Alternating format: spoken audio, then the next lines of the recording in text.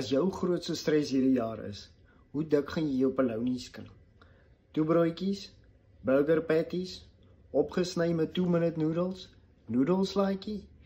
Nee manne, ek het nie heel jaar aangehou om vir julle te sê, spaar, sit 'n beleggingkie eenkant, sodat jy moet stres oor hoe dik jy jou polonie gaan sny.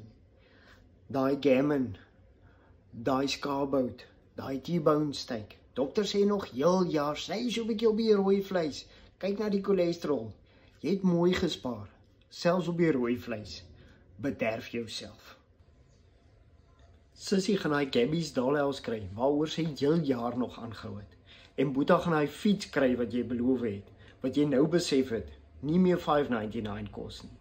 En die van julle wat wel 'n beleggingkie aan mekaar gesit het, weet dat die opbrengs was beter as hierdie snor van my. En hy het self nie sleg opgekom nie.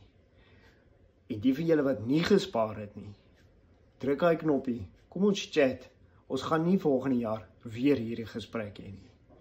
Bederf julle self.